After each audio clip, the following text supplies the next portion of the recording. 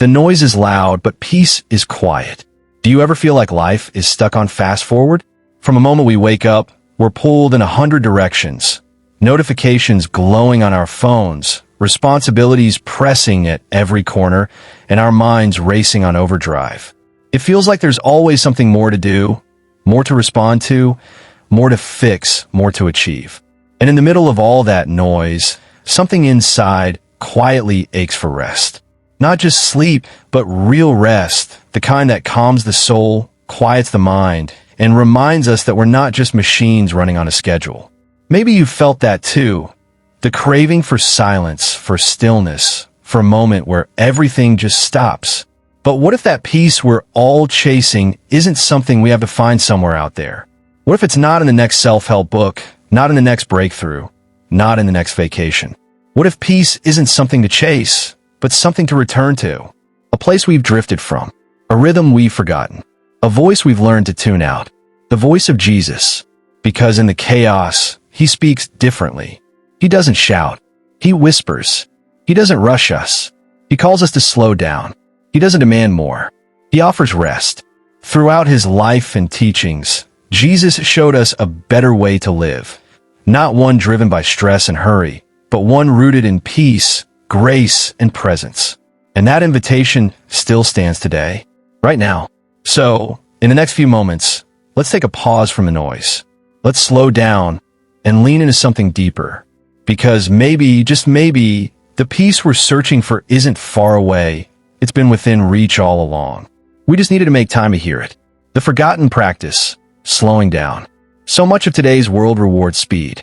Move faster, do more, keep up. Success is measured by output, and busyness has become a badge of honor. We congratulate the hustle, even when it leaves us drained. But in this frantic pace, have we unknowingly abandoned something sacred? Something deeply human? The quiet art of simply slowing down.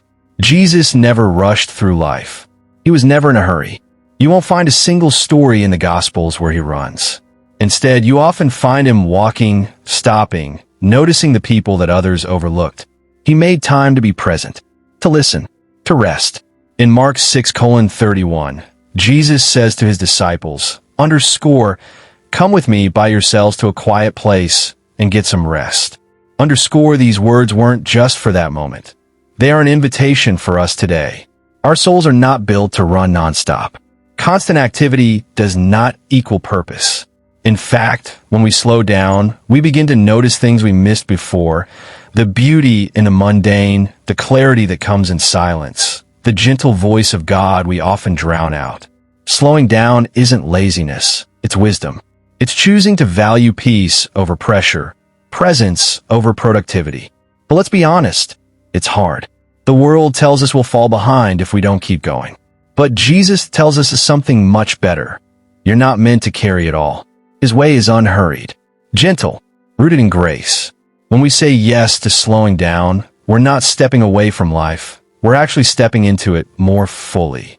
So ask yourself, when was the last time you were truly still? Not scrolling, not multitasking, just present? Maybe it's time to reclaim the forgotten practice. Maybe it's time to slow down. The inner storm versus the peace of Christ. Sometimes the loudest battles aren't the ones happening around us, but the ones within us. The racing thoughts, the constant worrying, the sudden wave of fear that seems to rise out of nowhere. We smile on the outside, go through the motions, and keep moving, but inside the storm is real. We try to control it with productivity, with distraction, with noise. But deep down, what we truly long for isn't another distraction. It's peace. And Jesus knew this. He saw the unrest not just in people's lives, but in their hearts. That's why, in John 14:27, he offers something remarkable. Underscore, peace I leave with you. My peace I give you. I do not give to you as the world gives. Do not let your hearts be troubled, and do not be afraid. Underscore, Jesus draws a clear line between the peace the world gives and the peace he gives. The world's peace is temporary, circumstantial. It depends on things going right, problems being solved, the to-do list being complete. But what Jesus offers is different. His peace stands steady within the storm, not just when it's over. It's not the absence of hard things. It's the nearness of God in the middle of them. Too often, we try to calm outer chaos hoping it will fix the inner chaos. But Jesus starts from the inside out. He speaks to the soul first. He knows that when our hearts are anchored in Him, the storm may still rage, but we won't be swept away. So what if today you stopped looking for peace out there and started receiving it from within? What if you believed, even for a moment, that peace is not something you have to earn, but something already offered to you by the one who never changes? When everything feels unstable, remember this: the peace of Christ is not fragile. It's forever. Jesus and the power of solitude. Have you ever noticed how hard it is to be alone, truly alone, without distractions, without background noise, without something to fill the silence? In our culture, solitude can feel uncomfortable, even unnatural. We often associate it with loneliness or boredom. But Jesus treated solitude not as something to avoid, but something essential. Throughout the Gospels, we see a consistent pattern. Jesus pulled away. Repeatedly. Intentionally. In Luke 5:16, we're told, but Jesus often withdrew to lonely places and prayed. Not just an occasional habit. Often star. Amid crowds, miracles, demands, and expectations, he stepped back. Why? Because he knew something we often forget. Peace isn't found in constant doing. It's cultivated in quiet connection. Jesus was never rushed by pressure, never driven by performance. And yet, he changed the world. He didn't need noise to be heard. He didn't need crowds to feel validated. In the solitude, he reconnected with the Father. He recharged. He realigned his heart with his purpose.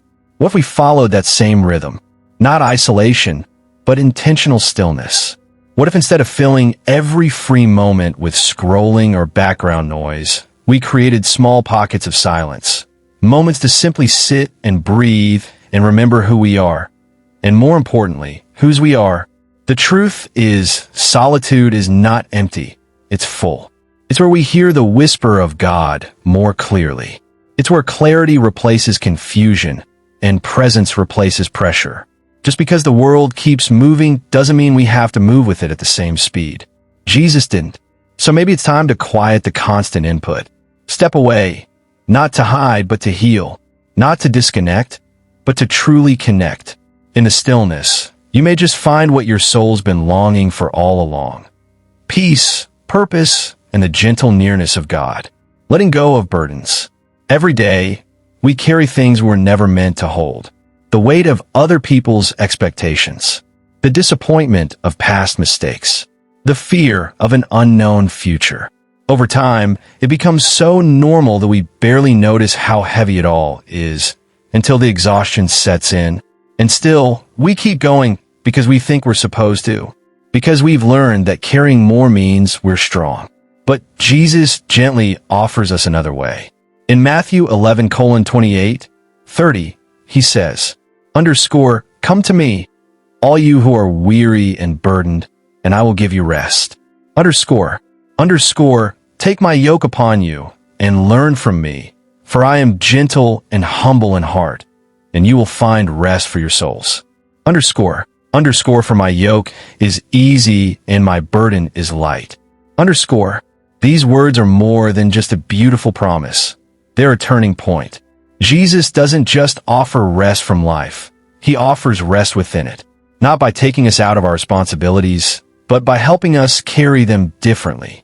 His burden is light, not because life becomes easy, but because he helps carry what we cannot.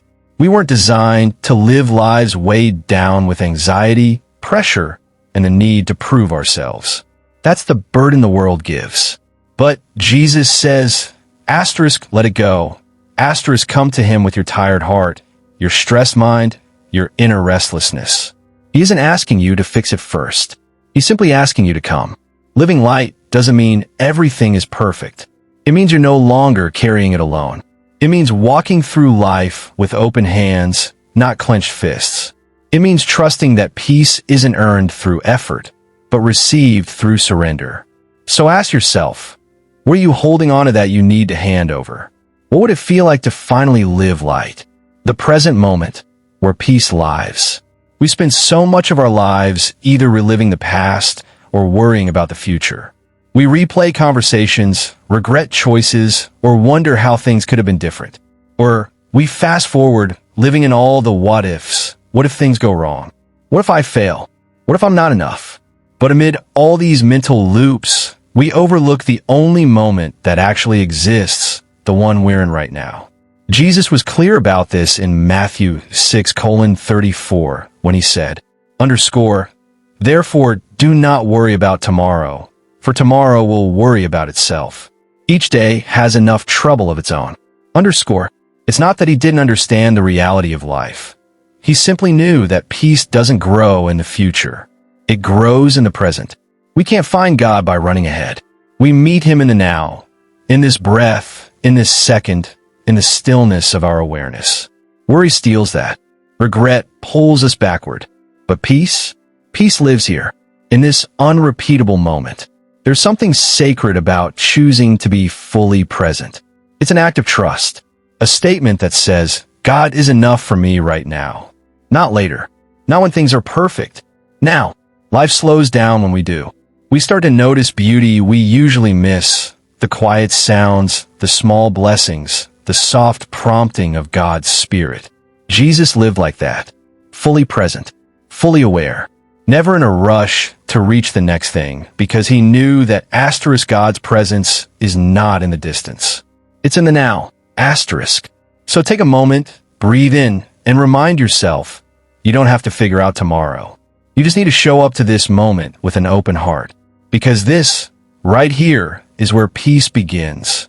Are you willing to step away from the noise? We often say we want peace, but are we truly willing to make space for it? The truth is, peace doesn't force itself into our lives. It waits to be welcomed. It gently knocks, never demands.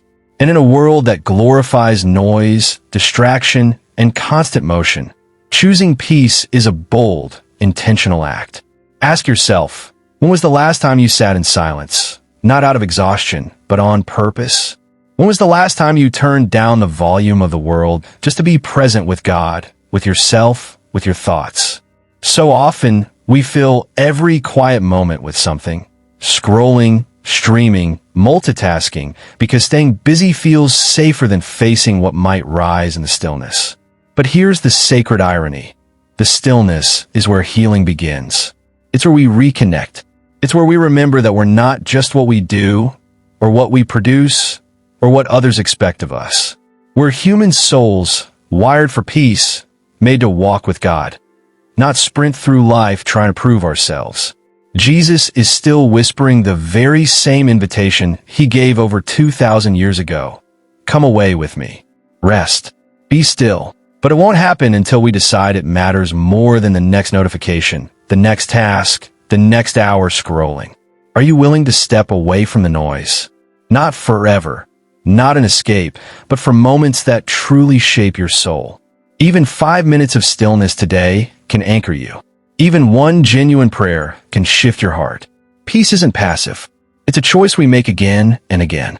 The world will always be loud, but within you, there's a quieter voice inviting you to something better. Will you make room to hear it? An invitation to rest. So much of life tells us to push harder, do more, and stay busy, because that's how we measure value. But Jesus speaks a different language. Stillness, rest, peace. These aren't luxuries in his kingdom. They're part of the rhythm we were created for. And maybe, just maybe, your soul already knows that. Maybe that's why you felt something stir as you listened. A quiet ache, a longing, a gentle pull back to what matters most. This isn't about guilt for how fast you've been moving. It's about grace for the chance to slow down. You don't have to climb your way into peace. You don't have to earn a moment of rest. Jesus simply offers it. Freely, fully, right now. In Psalm 46:10, God says, "Be still and know that I am God." It's not a command to stop everything forever. It's an invitation to pause, to remember who's in control, and to find your footing in something deeper than your circumstances. Because stillness isn't weakness. It's strength.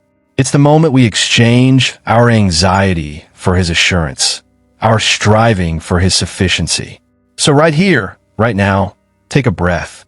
Close your eyes for just a few seconds. Let the world run without you. And as you do, remind yourself, you are loved, even when you're not productive. You are seen, even in the quiet places. And you are safe in the presence of the one who holds all things together, including you. May you walk away from this moment not just inspired, but anchored. Anchored in peace that doesn't come from perfect conditions, but from a perfect Savior. Slow down. Reflect. You're not falling behind. You're finally coming home.